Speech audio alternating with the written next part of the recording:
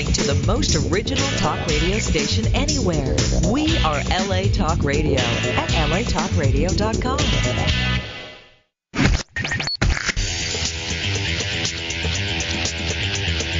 You're listening to Question Reality. Question Reality with Priscilla Leona. Priscilla Leona. Only on LA Talk Radio. Welcome to Question Reality. I'm your host, Priscilla Leona, and we are coming to you live from Los Angeles, California. Our show is broadcast every Sunday from 5 p.m. to 5:50 p.m. Pacific Standard Time. If this is your first time tuning in, our show will help you to question your career reality. This show is for you if you were, are, or might be considering a career in the entertainment industry. Our guests will provide advice, tips, and resource information on how and what it takes to successfully pursue a career in show business. Our guests work in various professions of entertainment, so that means that we will definitely have someone on the show sooner or later from a career that you are interested. If you want to check out our past guests, read their bios, listen to their interview instantly, or download one of the shows, go to the LA Talk Radio website at latalkradio.com, and you click on the link at the top of the website that says Channel 1. Scroll down and look for the graphic of our show, Question Reality, and click the link. If you're listening to the show live, you're already there. So just go to the top of the page and follow those instructions.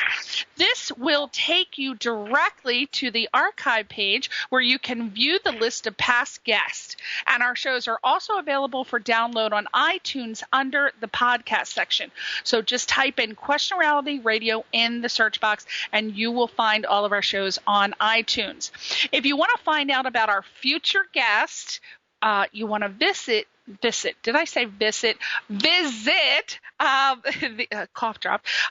the official Question Reality website page, and that is questionrealityshow.com. questionrealityshow.com. We are booked until August, and fantastic guests, just really exciting people coming on, really exciting.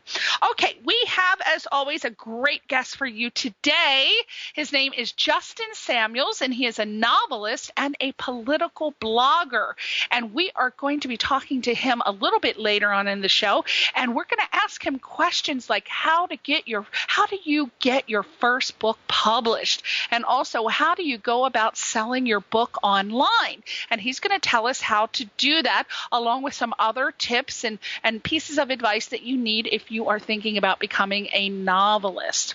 Okay, let's go into the exciting projects that are coming up, exciting workshops for people that are looking to hone their craft, which you should be doing every single day if you can. All right, we've got Monday, tomorrow, very exciting, very exciting. Tomorrow, April 23rd, 7:30 p.m. It's only 30 buckaroonies, $30 at the Exposure Studio. Excuse me, the Exposure Studio, and the website is theexposurestudio.com. theexposurestudio.com. And talent manager Steven Jensen of Vincent Cirincione, I had to practice that. That's a long one. Cirincione Associates is going to be there. For those of you who have been asking us, I get so many emails who say, please tell us more about the studios that are featuring agents and managers. Well, we have one for you now. The Exposure Studio is also planning to have a rep night at least once a month. So if that's what you're looking for, you are at the stage of your career where you think you need a rep, you might want to check out their website and check out who's on the agenda and also get on their email list. And that is the Exposure Studio, and they're in Los Angeles. Their email address is workshops at theexposurestudio.com. Workshops at the blah, blah, blee, blah, blah, blah. Workshops at theexposurestudio.com. And you can find out more about Steven Jensen and check out his star client list on their website, which is vcatalent.com, vcatalent.com. And now, Stephen, just a real quick note on Stephen. Stephen represents Halle Berry, and he has an interesting, diverse client roster of working on up-and-coming talent. So you definitely want to see this guy tomorrow night if you possibly can, and you want to bring 2 copies of a prepared scene. 2 copies of prepared scene tomorrow night at the Exposure Studio. You can get their address at theexposurestudio.com, and it's only $30. So that is a deal. I know that he has 2 of my favorite. He has a star list, but 2 of my favorite actors he reps that they rep are Jodie Lynn O'Keefe and I don't know if you're familiar with her. You should be. She was the daughter of Nash Bridges. And then also James Leisure, who used to be on Angel. So 2 of my favorites. Now, the second thing I want to tell you about is Thursday, April 26th, starting at 7:30. It's going to go April 26th, May 3rd, May 10th, and May 17th. $225 at trulyacting.com, also known as the Actors Creative Workshop.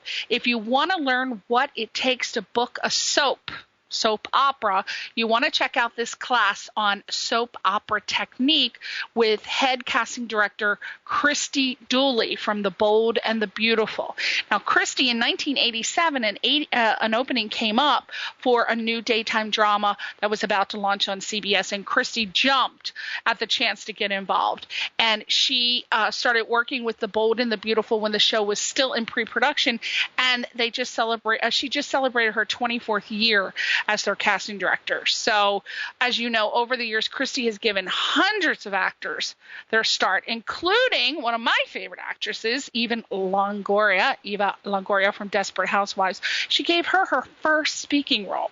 And she's also cast actors like Patrick Duffy and Michael Clark Duncan, Antonio Sabato Jr., that hottie galore, Charlton Heston, Morgan Fairchild, the super duper hot Mario Lopez, and one of my favorite character actresses of all time, Betty White. So again, this is the class that you want to learn to take a soap from. Again, to April 26th, May 3rd, May 10th, May 17th, $225 at trulyacting.com. And the very last thing I want to tell you about is Sundays starting at 1 p.m. It's going to be every Sunday. So if you work during the week, this is a perfect class for you.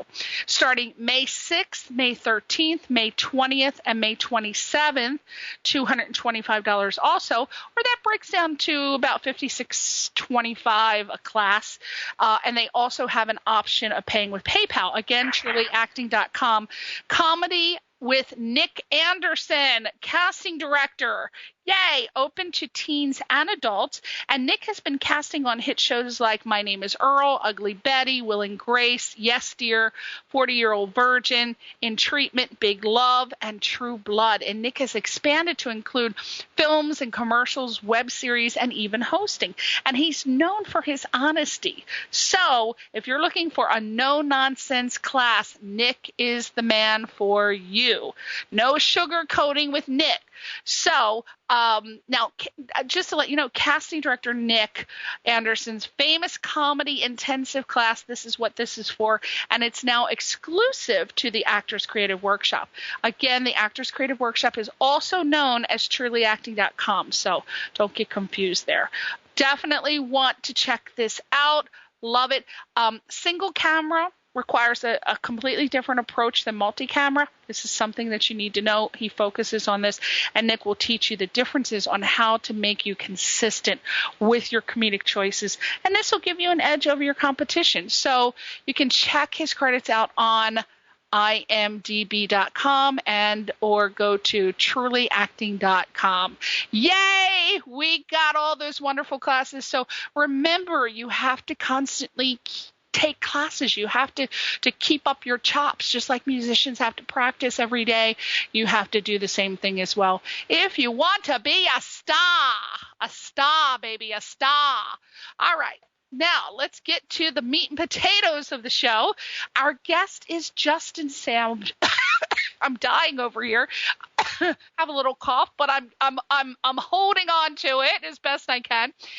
Justin Samuels is a novelist and a political blogger, and he graduated from Cornell University and worked in financial services. And recently, he's written articles on the Occupy Wall Street movement that were published on the website opednews.com, opednews.com, Oped News, and are available also to view on his blog. He's written and published 2 books, Mother of Witches and Machu Picchu.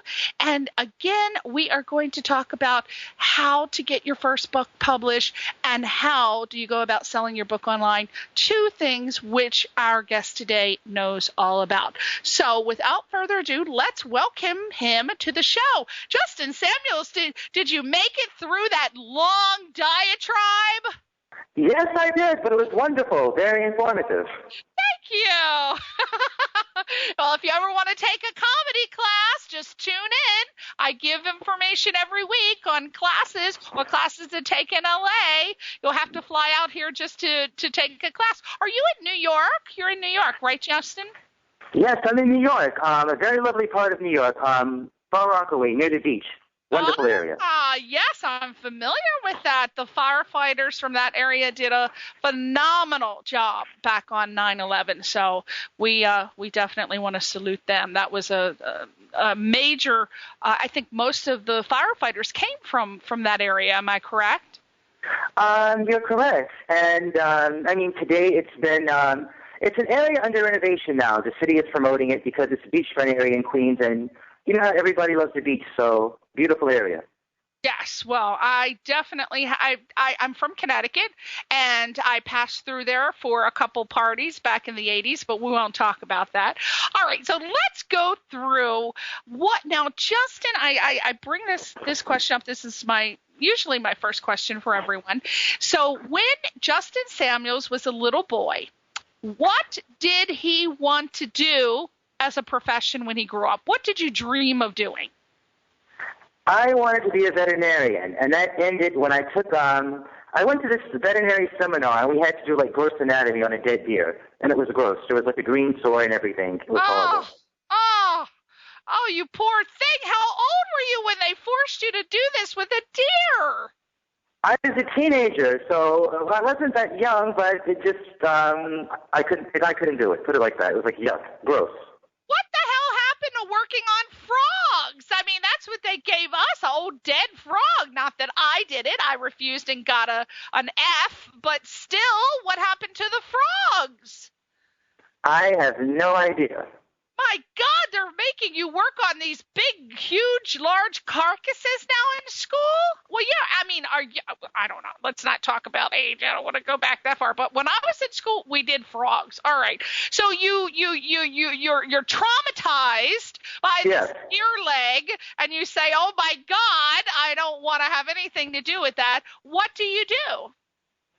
So I ended up graduating with a degree in history, and I worked in financial services for about 3 years, and now I'm a freelance writer. Political blogging. I cover a lot of things on Occupy Wall Street on my blog and also on my YouTube, which you can find at NY Filmmaker 32. I film a lot of things on Occupy Wall Street. I've interviewed various occupiers. I filmed various protests, things like that. So freelance writer / filmmaker.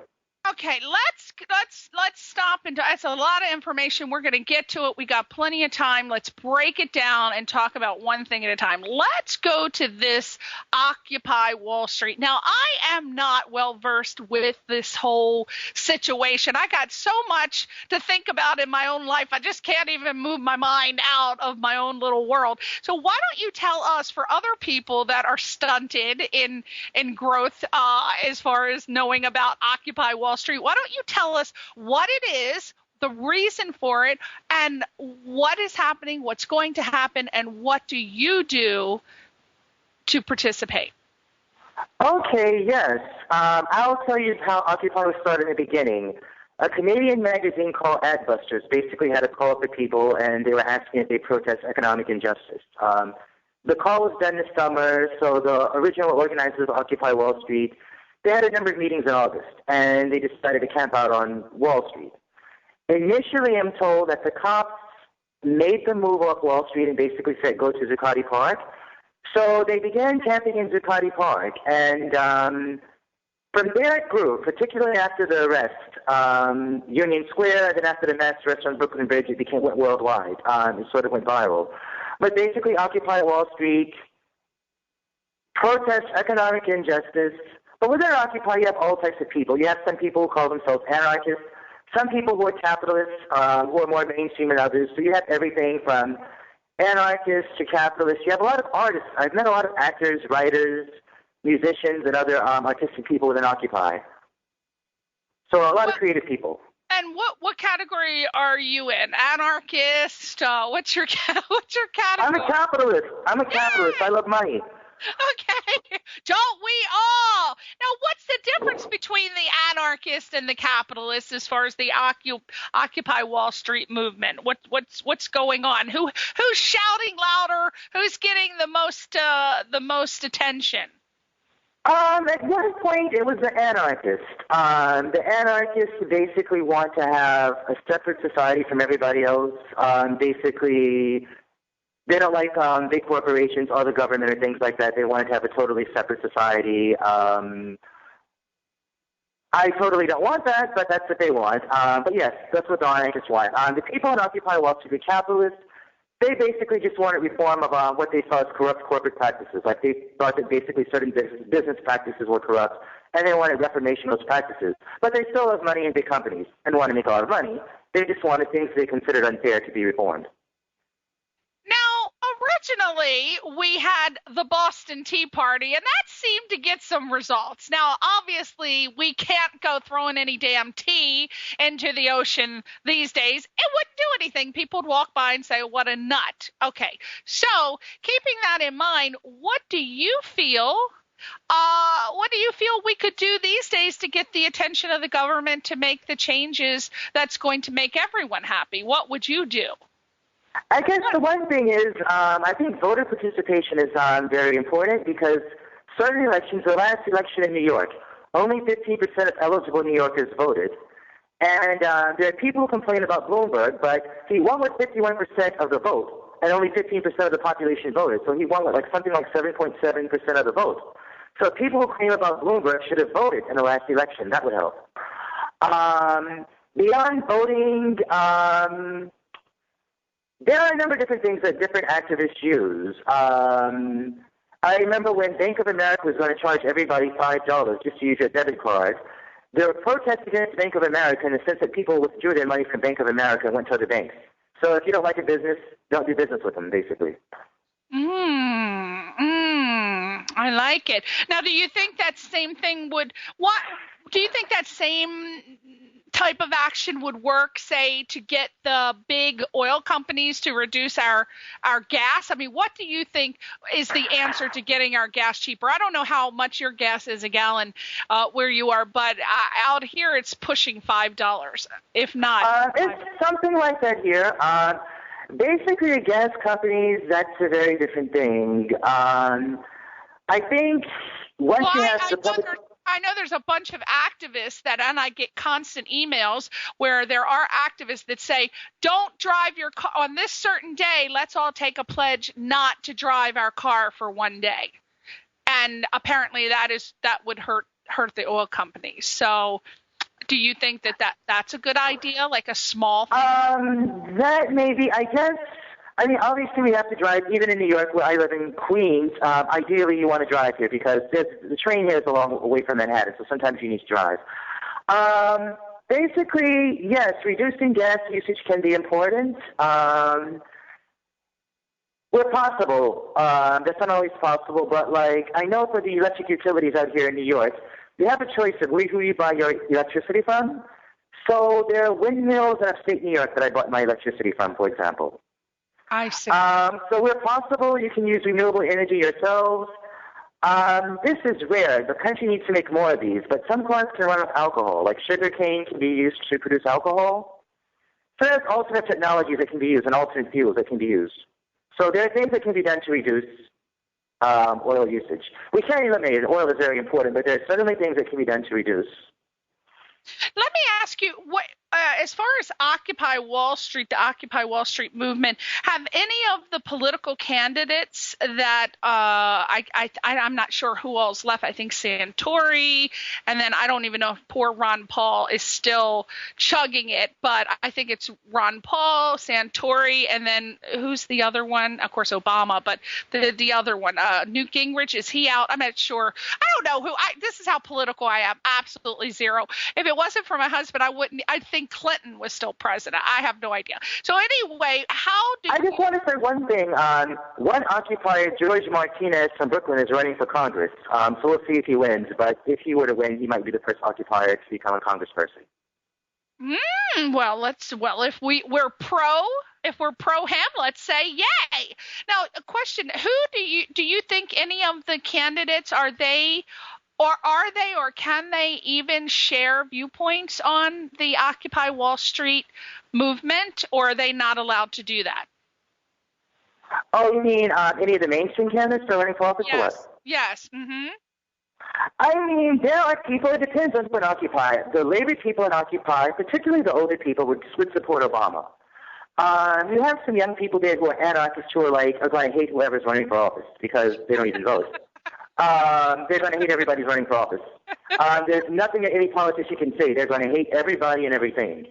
Yeah. I personally will be voting for Obama, but I mean, Obama was born on the same birthday as me, August 4th, so he's born on the same birthday as me, so yes. I have to support my fellow Leo for office. Yes. Oh, I see you're into astrology as well.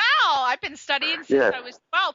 Yes, Leos are excellent orators. And, of course, the love of my political life was Bill Clinton. Now, don't say a word, but he was also a Leo. Of course, as we know, he was just a phenomenal speaker.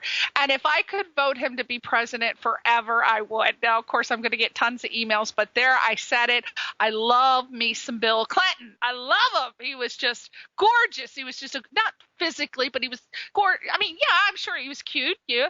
But I'm talking about as far as his views, I loved him, and I was so happy during the time period that he was president. So there you go. I'm a Bill Clinton lover, and I wish he could be president forever. I wish he was like a king, and he could just be the king forever. All right, let's move on to talking about, let's talk about each book and the inspirations for writing each of them. Let's start with Mother of Witches, and then we'll move on to Machu Picchu. So what was your inspiration for writing Mother of Witches?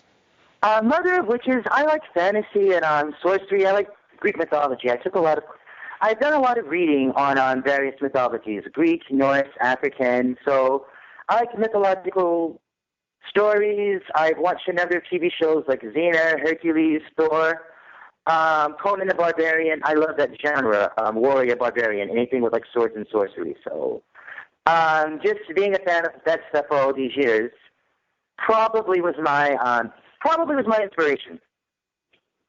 And Machu Picchu? Machu Picchu is like an action adventure type novel. I'm not sure what really inspired me. I just wanted to do something different from what I normally write. I normally like to write things like horror and fantasy, and I thought, why don't I just try something different? I have different scripts, and so I just wanted to try. I was just experimenting with something different, and it became that. Well, I experiment with peyote, so why not experiment with writing different types of books? There you go. Now, are these hardcover books? Are these books that you can buy on the website, like on Kindle or?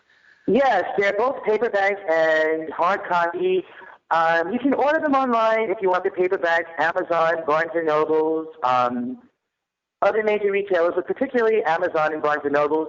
The e-copies of the book, you can order them online from Amazon, Kindle, Barnes & Noble, Nook, or from Google eBooks.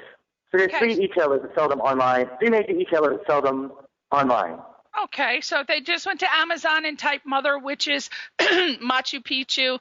Oh, I have a friend that actually is dying to go to Machu Picchu. Yeah, apparently that is Yeah, so if they were to go spot. So yeah, if they were to go to Amazon or Google or Barnes & Nobles and type in my name, Justin Samuels, Mother of Witches, or Justin Samuels, Machu Picchu, they would find the books. That's wonderful. So listen, people out there, Mother of Witches and Machu Picchu, look it up. Now, since these are hardcovers, I assume that you had book signings and maybe a lot of comments from readers.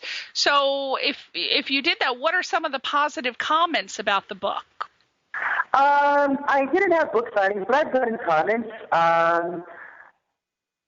Some of the positive comments about the book, let me think. Mother, which is basically one person thought it was sort of like a fun young adult story.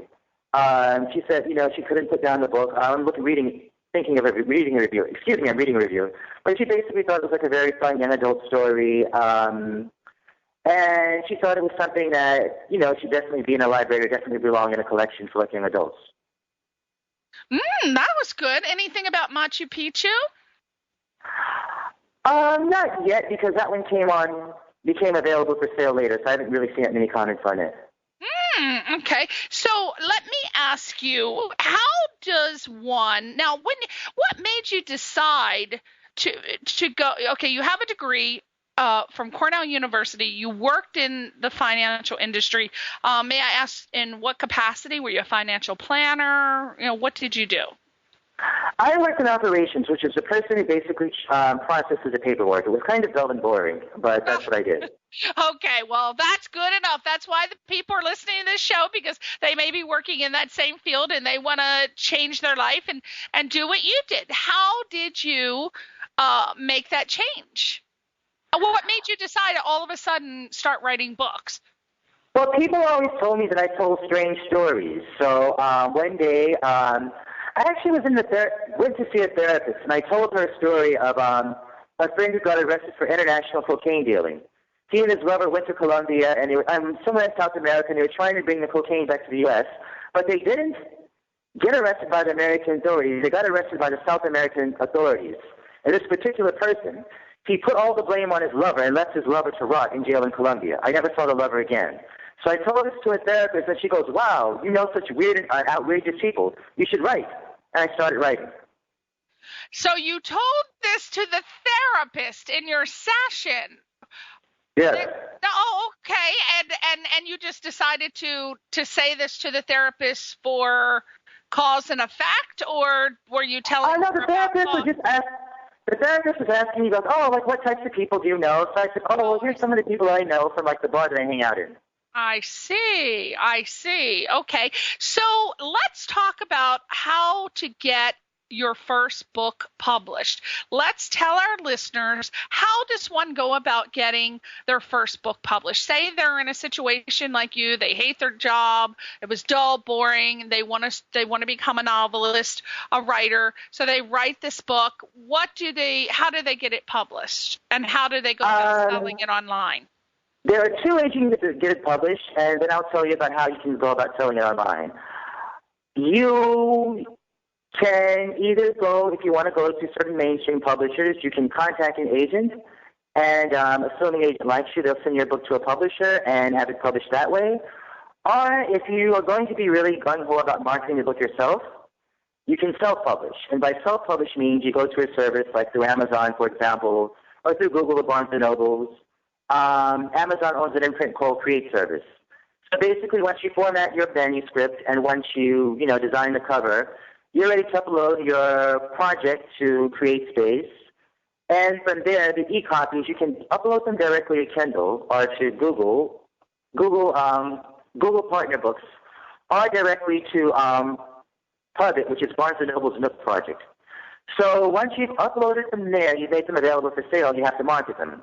And you can market them in any number of ways. Some people do reviews through the internet on your book.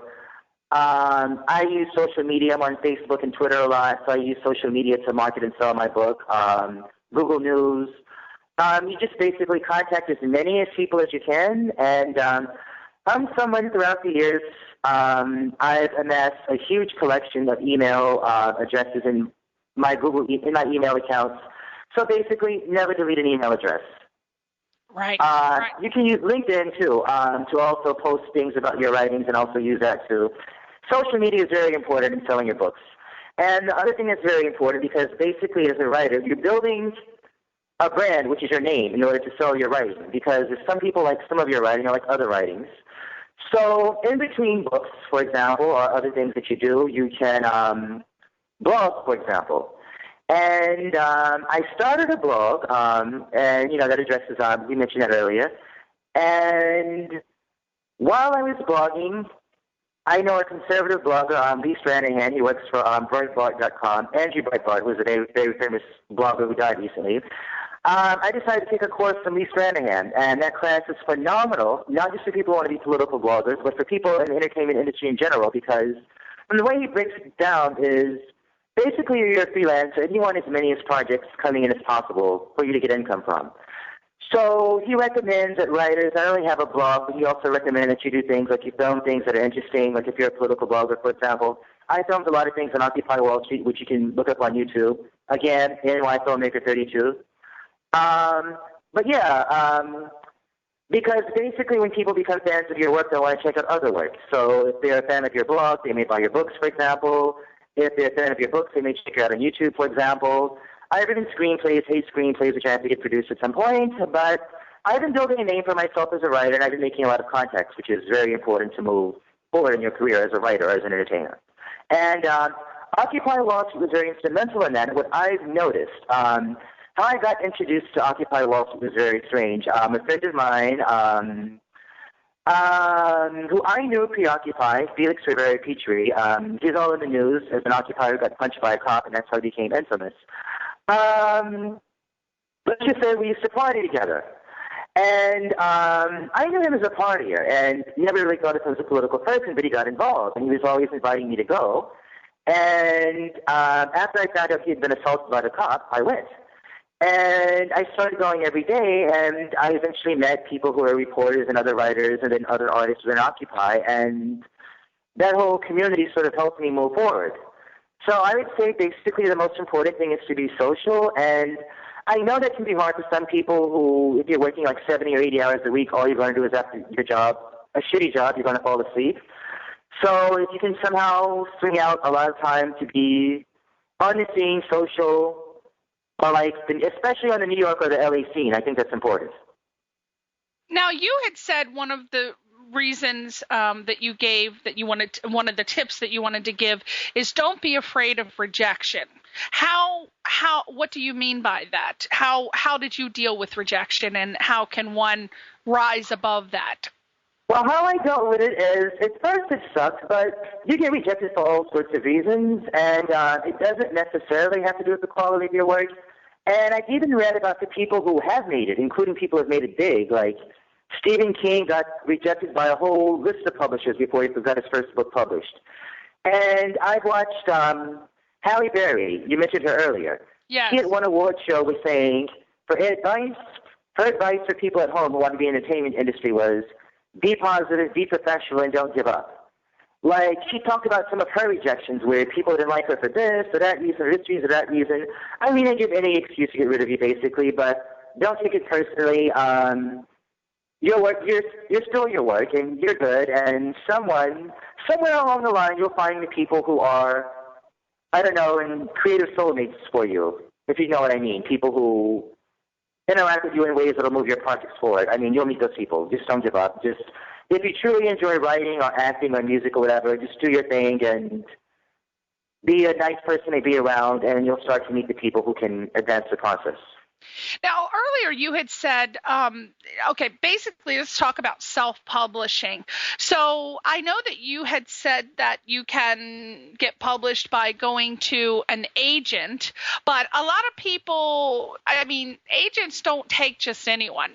For a literary agent to take you on, you really have to be at a certain level in your career for them to even entertain the idea of taking you on, unless they're so super impressed with your your work that they're just blown away that they'll take a chance on you. So what are some other ways that you can? That is very true. So for writers, and that's what a lot of new writers usually do is you can freelance write. Like a lot of writers just out of college that I've known, they'll do things like just anything to build up their resume as a writer. They'll write, if they can, for the New York Times or the Huffington Post or whoever will publish them. There's smaller publishers and journals you can write for.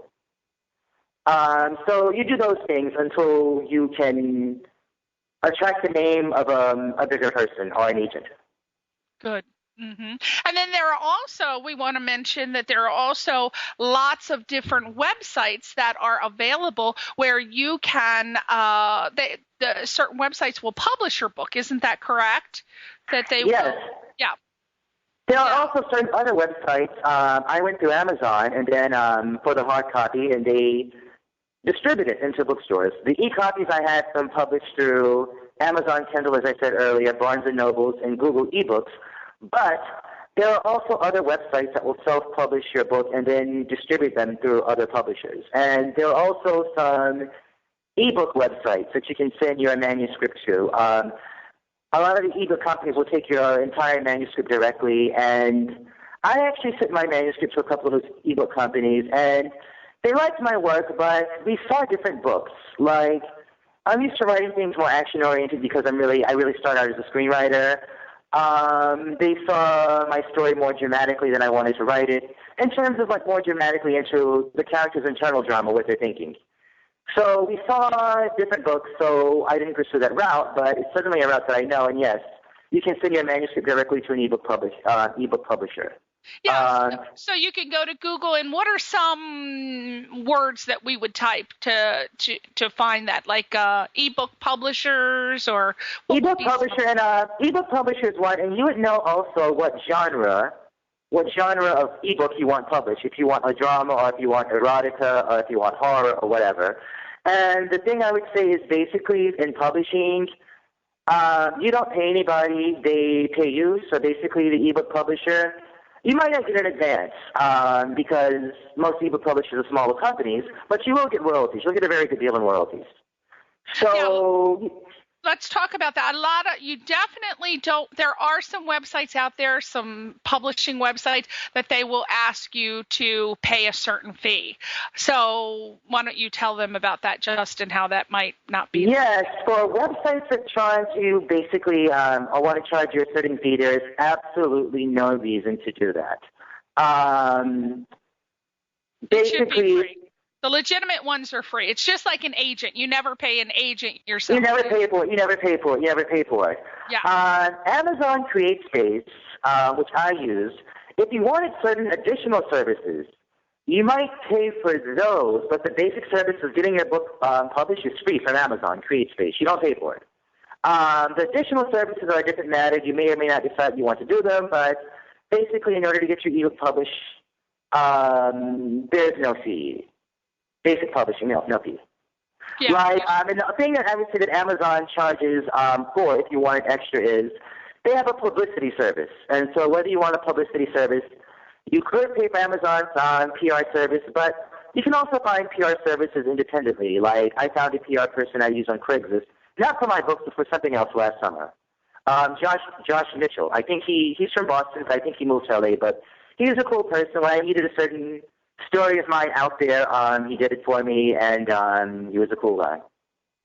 Yeah, so you can choose to do that on your own, and basically everything's done through social media now. If you're very aggressive with Facebook and Twitter and LinkedIn, and then you do your emailing, I go through a wonderful website called icontact.com. I used to go through Constant Contact, but they harass you like there's nobody's business, and I just said, forget about it. I went with iContact. Not that Constant Contact isn't bad. many of my friends love it, but it just wasn't for me. But it's an email marketing company where you put all of your contacts in, and then you can do one email, and then it'll massively mail to them. Because when you try to email a certain number of people, it's not going to work through Yahoo, and even Gmail has a certain limit, but they're much better than Yahoo. Yahoo, I think, only lets you do 50 people or so. So if you have a massive contact database like I have, you have to go with an email marketing company. And they're not that expensive, really. They're only, some of them start at $10 for a certain amount of emails. And then it goes like $10, $20, depending on how many people are in your list. And you want to just be consistent with that and send out a newsletter and update. It's just basically keeping your name out there over and over and over again. Just really bombarding people with your name. Yes, here I am. I'm sending you another email. And then they'll either, people are interested. They will read your newsletters or they'll read your blog. If they're not, they're going to delete it. There's nothing you can do about it. So it's your job just to make it as entertaining as possible so that people really want to know what's Justin Samuels up to next, which is my next question. We're about to read 2 excerpts from your book, but I just want to know, before we close you out for the evening, what is on the horizon next after Mother of Witches and Machu Picchu? My screenplay, Lunatics, I'm speaking to different independent directors about getting that filmed. So I'm speaking to different indie people here in New York about working with me on getting that filmed. And my independent horror screenplay, Lunatics. So I've written 7 other screenplays, but I'm finally, since Occupy, I've gotten in touch with the artistic community in New York, and so I'm a bit known around it. So I'm working on getting my screenplays forward. And I have another book called Nana, which that should be out. I should have it published in a couple of months or so. So my next book, Nana, another sword and sorcery fantasy, and my horror screenplay, Lunatics, I'm working on getting that filmed, and Lunatics is essentially about a demon woman in a hospital. This kid thinks that his psychiatrist is a demon, and she is, but nobody believes him because he's a drug addict. So if he doesn't find a way to defeat her, she's going to devour his soul.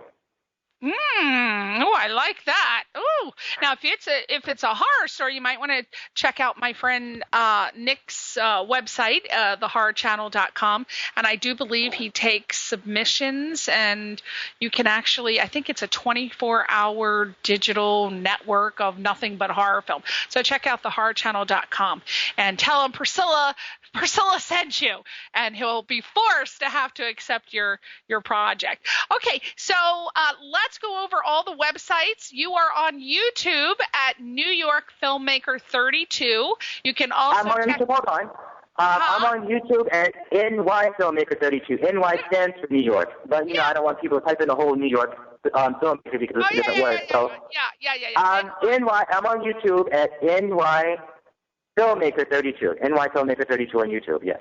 Got it. And you can also find Justin, his blogs at justinsamuels-ny.blogspot. That's justinsamuels-ny.blogspot.com. He's also on Facebook under Mother of Witches.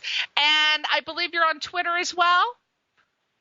Yes, my tweet name is Screenwriter32, so look me up on Twitter, Screenwriter32. Screenwriter32. Okay, why don't you take us out with an excerpt from, we only have, I'd say, 5 minutes. We end the show at 5:50, so why don't you look at your clock and take us out with an excerpt from, which one, Mother of Witches or Machu Picchu? Which one do you want? I will do Mother of Witches because, this is ironic, but just before we started this process, I was downloading the books to my computer, and it kind of went kaput, and I had already downloaded a Mother of Witches, and I cannot get on my Wi-Fi for Machu Picchu. After I get off the phone, I have to find the password.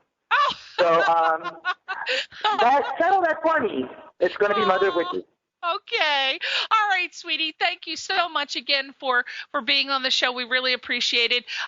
We hope you join us next week for another incredible guest. And we are going to have Justin Samuels take you out with an excerpt from Mother of Witches. Okay.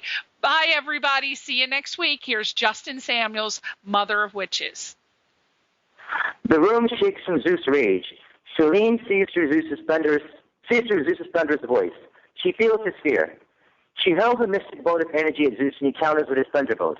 Zeus seems to be her equal, but she pushes ahead and feels Zeus's defenses cracking. All of her work is paid off. Athena observes the fight between Zeus and Selene.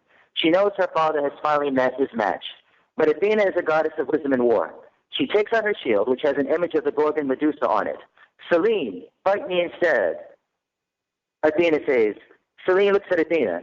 She sees the shield, and in horror she realizes what the image is. Damn, thinks Selene, Athena has tricked me. She'll pay for this. But before Selene can do anything else, she turns a stone. Zeus hurls his lightning bolt at her. The stone statue shatters into big pieces. Her head breaks away from her body, her limbs are broken, and her torso is separated. Hermes is elated that Selene has been defeated, but he knows that Hades will soon arrive and wonders what will it take to defeat him. He has been empowered far beyond previous power levels. Maybe we should run farther. Zeus shakes his head. We must face our fate, my son. Basically, that's just the first two paragraphs, but Selene is defeated, and it shows why she hates the gods. She comes back from this. So that was the prelude to show why Selene has such hatred and why she wants to basically take over the world and fuck everybody over. Centuries later, after she reassembles herself from what Zeus did to her. An earthquake hits the room. In the middle of the floor starts melting. Fire rises up from the center of the molten spot. The fire shapes into the form of Hades. He's a handsome man dressed in a dark outfit. Hades' face glows with triumph. Soon the world will be his. Do we make this easy or do we make this hard? Oh, wow, that sounds really good. I'm excited. I am going to go and download that from Amazon Kindle immediately. My God. Now, how long did it take you to write that book, Justin? It was really based on one of my screenplays. The screenplay I wrote a while ago, but the book, this fall, I started converting the screenplay into a book. It took me I did the first draft, maybe about a month, but then I had to, tinker with it and, improve it. So, a couple of months. Wow, it's so intensive I've never written a book, but I'm just wondering if it takes longer to write a screenplay or a book. I guess it just depends the subject matter. I say it depends. I would say generally the book is more because I think the book is more. The screenplay goes through a lot of drafts too, so it can depend. But I'm going to be a little bit more biased. If it's a full novel, I'm going to say the book is more because a full book is basically longer than a screenplay, and you get into more internal details what the character's thinking. The screenplay is more action-oriented, so all you have to do in the screenplay is the scene heading, whether it's an exterior or interior shot, the scene itself, and then you describe what's going on in the scene, and then you have dialogue. So the screenplay in some ways is simpler to write. Now, after you write, I just want to touch on this before we leave, because I don't know about you, but when I'm writing, and there are the more you write, the more you revise, the more chance for errors, and you can even read your own material to proofread it 3-4 times, and you may never see mistakes. What do you do other than letting your family members or friends read it? What can you do to guarantee that it's going to be as grammatically correct and also without spelling errors as possible? Yeah, basically on that, because I've had a problem too in my writing, you have to find somebody who is used to doing reviews. Sometimes you have to pay people. If the person is someone who's known to you, you probably have to pay them. But there are some cheap editing services you can use if that's a concern for you. If not, if you know somebody who's got, let's say, a master's in English and they're willing to go over it and they have the time to go over it and stuff for you, you can do that. After I realized the errors in my work, after they were pointed out to me, I knew a person who had a master's in English, and I had them go over. Certain things. So you basically have to find a qualified person. But if you do have to pay somebody, you shouldn't spend a lot of money. It's cheap, under $100. Anyone who has any writer's interest will not charge a lot of money. You don't pay people a lot of money for these sort of reviews or critiques of your grammar and sentence structure and stuff like that. It's very cheap. I love it. Don't spend a lot of money. I'm frugal, frugal, frugal. So just check around, everyone. Check around and see what everybody else is paying. Don't just to accept the first person who comes along just because he has a lot of credentials, because you could probably find someone with just as much who does not charge a fortune or a fraction of what the other guy with all the credits is going to charge. Okay, everybody, that is going to wrap it up for Question Reality. We hope that Justin answered some questions for you today about how to get your book started and how to publish it and all those other good things. And Justin, we just want to thank you again for coming on the show. Say goodbye to your fans. Goodbye, my fans. I love you, and thank you very much, Priscilla, for having me. You are welcome. Thank you so much, everyone. We'll see you next week on Question Reality. Bye. Bye.